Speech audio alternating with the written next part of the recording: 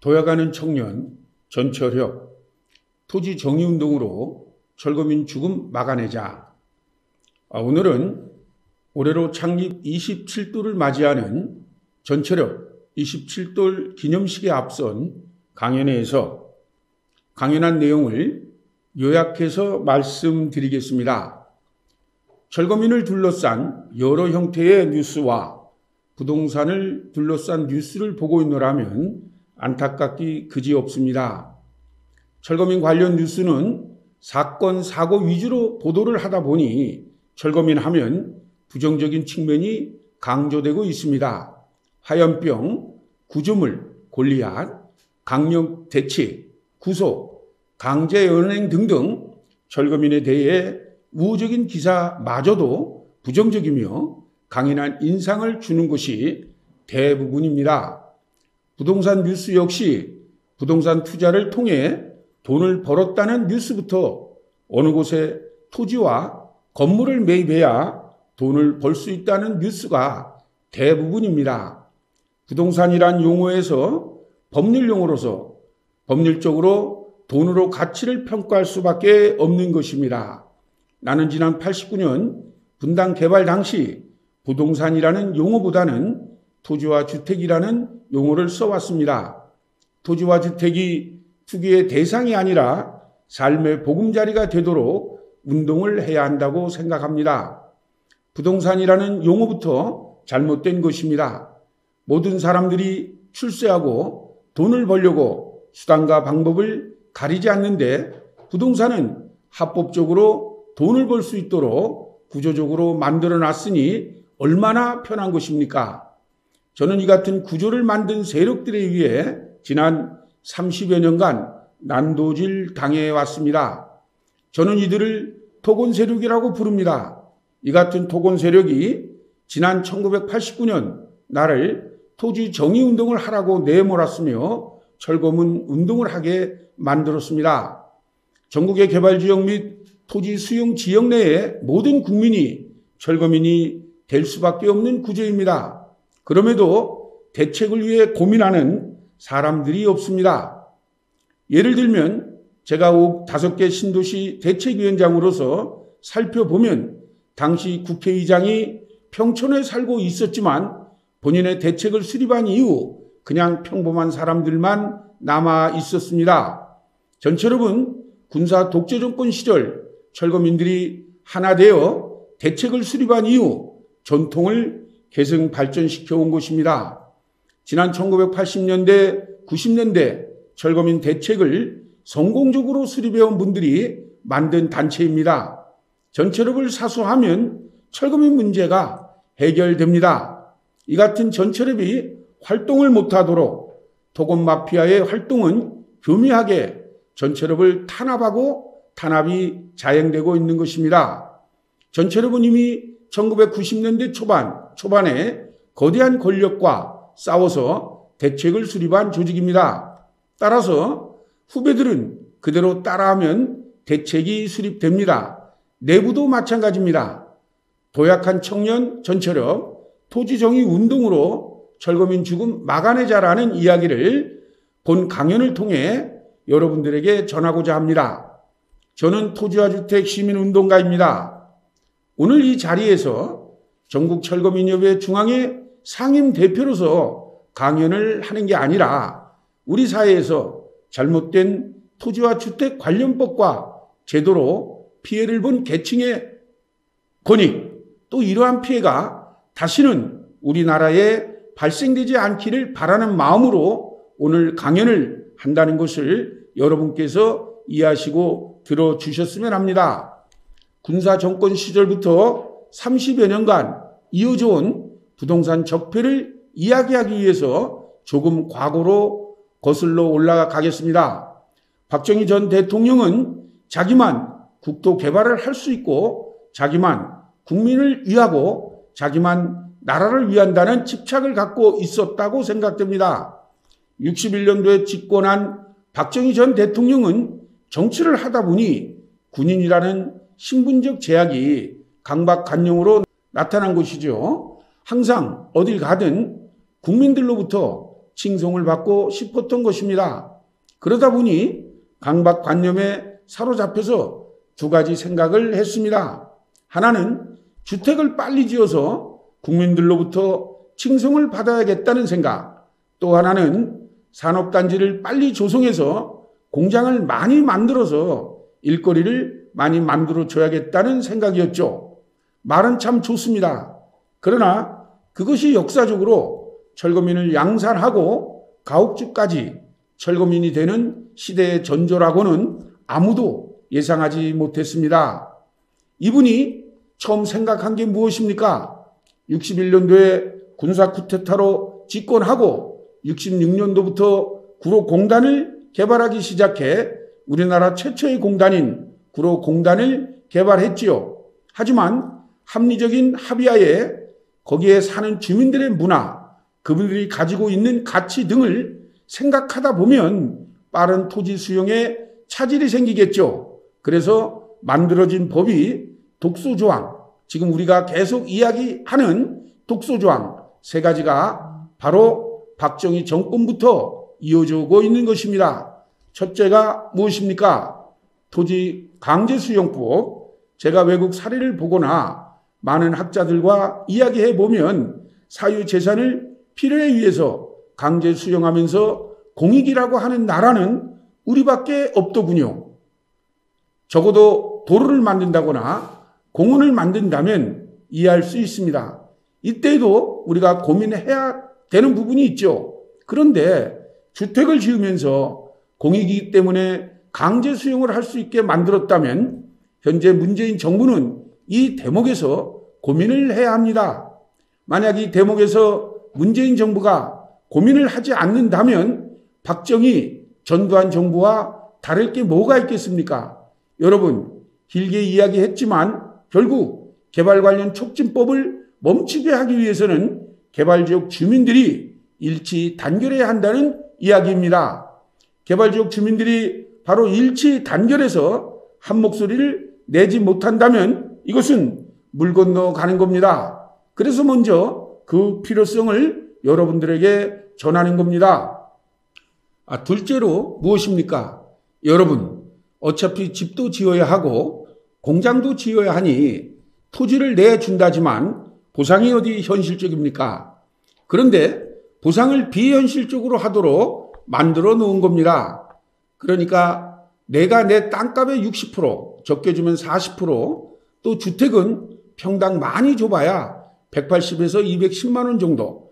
그러니까 결국은 가옥도 옛날이나 지금이나 많이 줘봐야 70% 선에서 주고 이러는 것을 한마디로 보상의 비현실성이라고 합니다.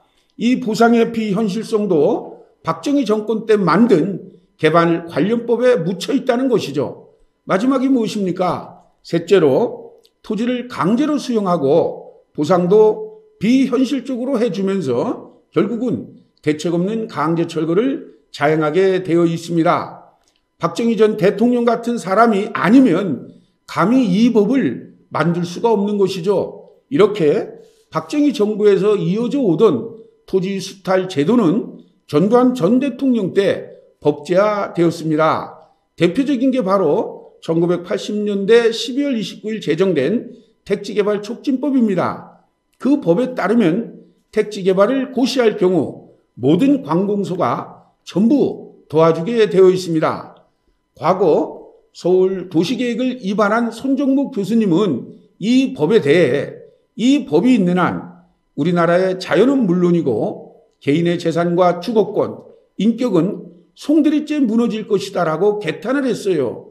제가 이 운동을 시작한 80년대 말은 바로 손 교수님이 얘기했던 택지개발 촉진법으로 분당을 개발하던 시절이었습니다. 전두환 군사정권 때 만든 택지개발 촉진법, 그리고 이 법에 의해 1989년도에 분당, 평촌, 삼본, 중동, 일산 이렇게 이 법으로 개발해 나갔습니다. 무려 680여만 평의 땅을 단 6개월 만에 정부가 다 이전해 갔습니다. 거기는 세입자만 사는 게 아니었거든요. 전주시, 경주시, 한산시, 광주정시 이런 가문들이 19대, 20대, 21대 손까지 살아온 땅이었습니다. 그러나 그것에 대한 가치는 전혀 언급하지 않았습니다. 당시 정부는 손이지 후대책이라고 이야기했지요. 알아서 나가면 정부가 알아서 대책을 세워준다는 겁니다. 저는 당시 이런 생각을 가졌습니다. 한마디로 말도 안 되는 짓을 정부가 자행하고 있다. 정부는 서민 주거 안정을 명분으로 내세웠어요. 당시에는 치솟는 월세 때문에 세입자가 매년 20여 명 정도가 자살하던 시기였습니다. 그러나 정부가 내세운 서민 주거 안정은 설득력이 있었죠, 당시에는. 그러나 아무리 설득력 있는 정책이라도 피해를 보는 국민이 있다면 고민을 해야죠. 하지만 피해를 보는 국민들에 대해서는 저항을 한다고 엉뚱하게 잡아놓습니다. 요즘은 우리가 예측했던 것처럼 극빈층만 철거민이 되는 시대가 아니라 가옥주들도 철거민이 되는 시대가 됐습니다. 그러나 그 가옥주들이 30년 전 세입자가 저에게 했던 질문을 요즘 똑같이 하고 있습니다. 대책이 없다고요. 그러나 30년 전 제가 이미 그 질문을 받고 고민을 했습니다. 30년 전에 그 질문을 받고 해답을 만들기 시작한 거죠. 암울한 박정희 군사정권, 전두환 군사정권이 지나 노태우 정권 때 저는 해법을 찾기 시작했지요. 요즘 그런 질문하는 분들께 답을 주기 위해 제가 이런 강연을 하는 것입니다. 여러분, 지금 전국에 2,500여 군데가 매년 개발되고 있습니다. 거기서 조합장, 구청 공무원, 건설회사 관련 인사들이 비리와 부패에 연루되어 구속되고 난리도 아닙니다. 하지만 저는 단 한 건도 거기에 휘말려 본 적이 없습니다. 사회의 불안을 조성하고 사회 갈등을 야기하는 세력이 부동산 적폐 세력입니다. 이 적폐 세력을 청산해야만 철거민 대책이 수립됩니다. 그런데 그런 것에는 관심이 없고 오직 자기만 돈을 더 받고 싶은 것에만 관심을 두는데 바로 이러한 마인드가 개발지역 관련 단체들의 위기입니다. 그래서 제가 오늘 여러분들께 말씀을 드립니다. 대책위원회가 용역과 하나가 되고 건설회사와 하나가 되고 조합과 하나가 되면 무슨 소용이 있습니까? 대책위원회가 아니더라도 위원장 등 한두 명이 회원을 볼모로 이런 짓을 한다면 희망은 없습니다. 바로 이 대책위원회가 어떤 정신을 가지고 하나로 뭉치느냐에 따라서 달라지는 거죠. 요즘 참담한 심정으로 지내는 이유가 그것입니다. 1989년도에 이 운동에 뛰어들 때 저는 그 생각을 가졌습니다. 권력과 싸우면서 철거민이 전국적으로 하나가 되어야 한다. 그래서 분당 주거권 승리 이후 1993년에 전철업이라는 깃발을 우리 사회에 세웠던 거죠. 그리고 헌법에 보장된 국민의 권리, 인간답게 살 권리를 뭉쳐서 이야기하자. 이렇게 해서 전철의 깃발을 올린 겁니다. 올렸더니 성공했습니다. 개인이 할 수 없는 일을 전철업은 일궈온 것입니다. 아무도 생각하지 못했죠. 헌법에 보장된 이 단결권, 이걸 한날 한 목소리로 전국에서 똑같이 내고 지역대책위원회가 지역적으로 깃발을 들고 협상력을 강화해 가면 되는 겁니다. 하지만 어느 시점부터 대책위원회가 중앙의 가치를 송두리째 없애고 보상을 많이 받는 가치를 추구하다 보니 전철업의 깃발을 무너뜨리려는 세력들이 벌떼같이 몰려들고 그러면 그 깃발 아래 있는 대책위원회도 건강할 수 없는 것입니다.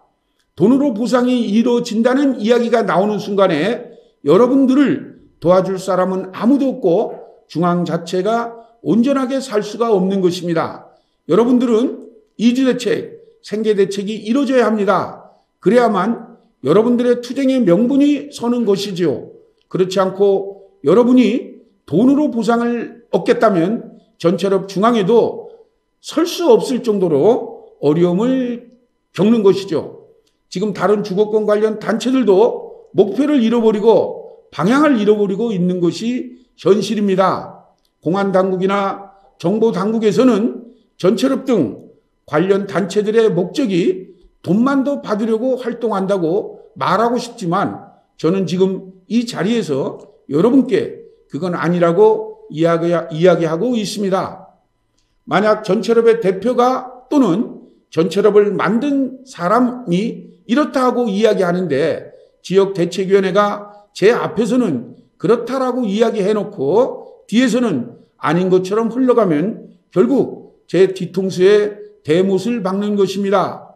93년도에 전철업의 참여를 독려할 때 계층, 가옥주, 세입자 또는 사업국은 택지개발이나 재개발 또는 지역을 따지지 않고 하나로 모여서 뭉쳐야 한다고 했습니다. 그리고 말했죠. 우리는 개발의 장애물이 아니라 개발의 피해자다. 여러분께서는 이 시대에 저 같은 사람이 허수아비가 되길 원합니까? 저는 꿈이 있는 사람입니다. 제가 80년대 철거민들, 우리 자식들에게는 이런 추한 나라, 이런 법, 이런 거 남겨주지 않기 위해서 이 싸움에 뛰어들면서 온 전력을 다해서 전철업을 키워오고 있는데 내부에서 계속 발목을 잡는다면 결국 그 피해는 전국에 있는 철거민들한테 그대로 가는 것입니다. 많은 사람들이 이런 시민운동이나 사회운동할 때 조직 작업을 안 합니다. 탄압이 두려워서 안 하는 것입니다. 하지만 저는 80년대 그 두려움과 탄압을 가슴으로 맞으면서 선봉에 선 것입니다. 부동산 투기 세력과 공안 세력의 부역자가 된 짝퉁 철거민에 의해 내부에서 계속 고소고발이 이어지면 제가 어떻게 활동할 수 있습니까? 오늘 부동산 적폐의 대상이 여러분들의 재산을 갈취하고 있으며 생존권을 침해하는 세력, 다시 말하면 관련 개발법을 이용하는 조합과 건설회사, 여러분을 위협하는 용역 깡패들, 거기에 부안해동하는 일부 공무원들, 이것이 부동산 적폐의 대상입니다. 그러면 우리가 이들보다 먼저 도덕성을 갖고 있어야죠. 누군가를 비판하려면 우리부터 깨끗해야 합니다. 전철업은 정확한 노선이 있는 단체입니다. 전철업이 무엇이냐는 제가 이야기했죠. 바로 계층, 지역 이런 거 따지지 않고 하나가 되어 사업 시행처는 잘못된 법을 가지고 개발을 방해하는 장애물이다라고 여러분을 매도하고 있죠. 우리 전철업은 아닙니다.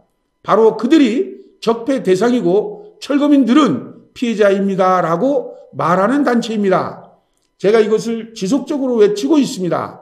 외치고 있으면 또 상대방이 저를 공격하겠죠. 그때 여러분들이 제 든든한 우군이 되어야 한다 이겁니다. 제가 문재인 정부에 이런저런 것을 요구해 나가는 건데 만약에 중간에서 전철업과 나 같은 사람의 주장을 왜곡한다면 여러분들이 아니라고 단호하게 말해 주십시오. 전철업에 대해서 어떤 비난이나 욕설이 들어오면 인터넷에 노출을 좀 시켜주세요. 전철업을 지지하고 그리고 여러분들이 시시비비를 가려주시기 바랍니다. 여러분께서 이런 어떤 얘기를 듣는다면 확인을 좀 해주시고 반론을 제기해 주시기 바랍니다. 이제 정리합니다. 전철업은 지역 철거민들이 스스로 이주대책, 생계대책 등을 받고 깃발을 내린다. 중간에 어떤 유혹과 분열과 해책이 들어와도 여러분들 굴하지 마십시오. 전철업은 처음부터 여러분들을 보호하려고 만든 단체입니다. 여러분들이 쇠파이프 들거나 도로를 막거나 이런 식으로 투쟁하는 걸 원치 않았던 조직입니다. 여러분의 가치가 중요하고 여러분이 이 땅에 인간으로 살 수 있도록 하기 위해서 여러분들이 대선배들이 만들어 온 것이 바로 전철업입니다. 도약하는 청년 전철업 토지 정의운동으로 철거민 죽음 막아내자라는 주제에 오늘 강연을 마치겠습니다. 희망 인터넷 방송을 오늘 마치면서 여러분들 희망 인터넷 방송 구독을 많이 해주시기 바랍니다. 여러분들의 구독만이 우리 사회 토건 세력과 토건 마피아의 적폐를 청산하고 철거민들 대책을 수립하는 더불어 함께 사는 사회가 될 것이라고 확신하면서 희망 인터넷 방송을 마칩니다. 감사합니다.